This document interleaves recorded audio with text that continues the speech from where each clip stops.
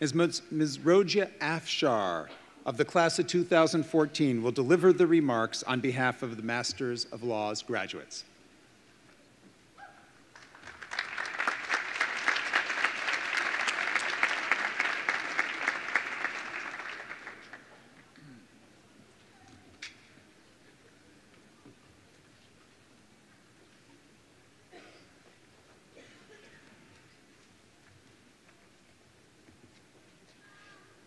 Good afternoon, everyone. Thank you very much, Dean Fisher. It's such an honor to stand here and take the podium after you. Quote, "When I was just a little girl, I asked my mother, what will I be?" And please bear with me, I have a point to make. When I was just a little girl, I asked my mother, what will I be? Will I be pretty? Will I be rich? Here's what she said to me. Que sera, sera, whatever will be, will be. The future's not ours to see. Today, although I want to, I will not share with you my individual story of how I made it from east to west and how I got my US visa when no US embassy exists in my own country. What I do want to share, however, is my opinion about law, lawyers, their professional career, and their crucial role in implementing changes in the world's affairs. In the world that is sad and desperate because its inhabitants are not happy. I believe that humans can transfer their feelings and affect not only one another, but objects as well, therefore shape them in either a sad or happy figure.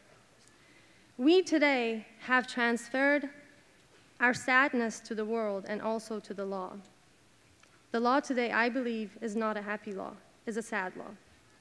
And in this context, happy, I believe it means stepping away from multiplicity and embracing unity.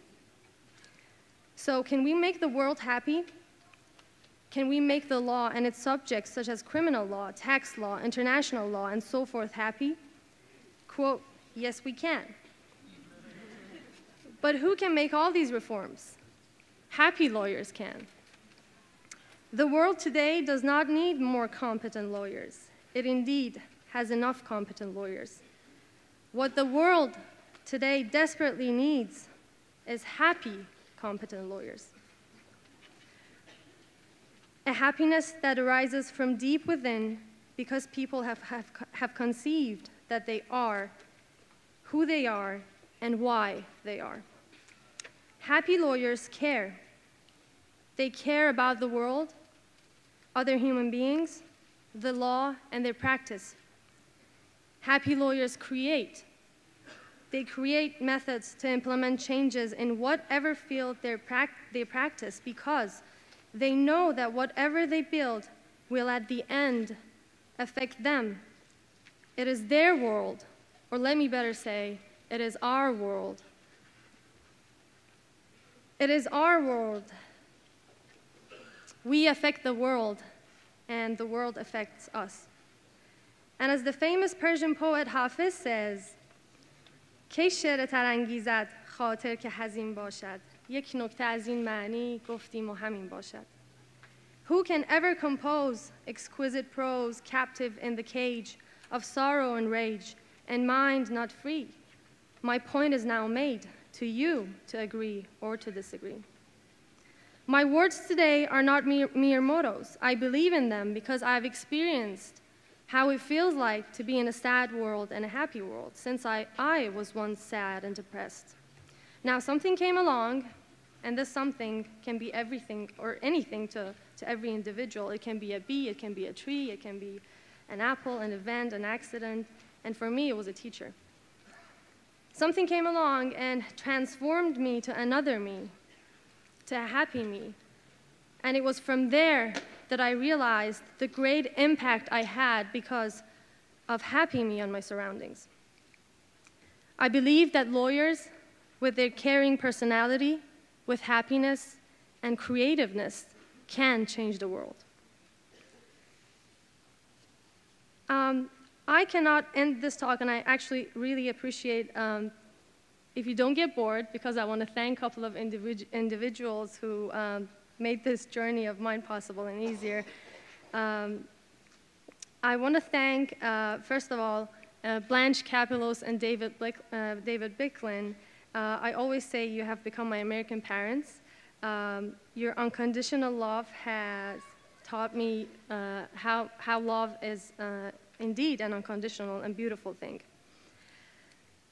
Thanks to all the beautiful people in International Office. Burak Can, no one could understand me better than you did. I don't know where you are. I didn't see you today, but thank you so much.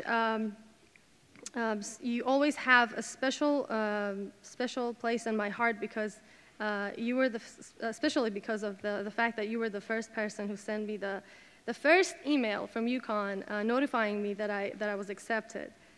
It was such a weird moment. I told my mom, "Mom, I'm admitted," and we just looked at each other and we didn't know to cry, to laugh, to scream. And we just stared at each other, and I think we celebrated in silence. Pat Carberry, thank you so much. I never forget my arrival date here when you picked me up with your fine Mercedes. In fact, I should tell this to people when they ask me what was your first impression when you got to the United States. I would say, Pat's Mercedes. Yeah. Not that we ride on camel in Iran, but it's always good to get a ride, in Mercedes when you're a student. Cariana Field, thank you so much. Your beautiful smile made my day brighter whenever I stepped into your office. Thank you, all the people in the International Office who made, with your tremendous efforts, made our life, the life of international lawyers in the United States, comfortable. Thanks to all the professors who with warmth and hospitality accepted us in their classrooms, and more importantly, with patience, let us finish the sentences we were desperately trying to make with our broken English. Thank you, my dear international friends. We shared a lot of things in common. We experienced the same hardship and challenges of studying law, not only in another country, but also in another language. I admire your valuable courage and efforts and congratulate you all. We finally made it. Thanks to those JD students who understood what it feels like to be far away from home, invited us to their circle of friends, and shared their moments with us. And I would like to thank my landlady, Sarah and Matthew Fitzsimons, and their two beautiful daughters, who hosted me during my stay in Hartford.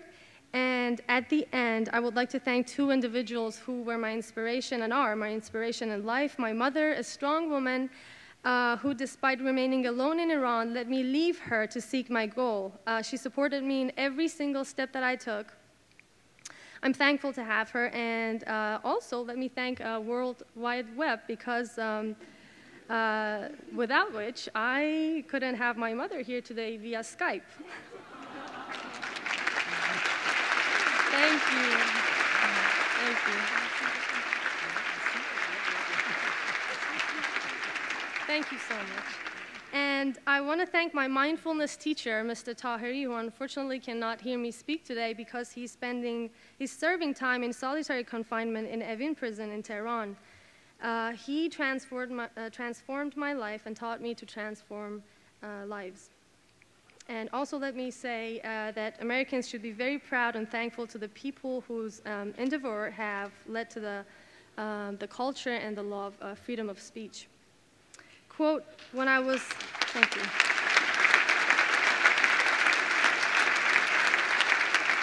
Thank you. Quote, when I was just a little girl, I asked my mother, what will I be? Will I be pretty? Will I be rich? Here's what she said to me. The future is ours. Let's make it better. Let's make it happy. Thank you very much.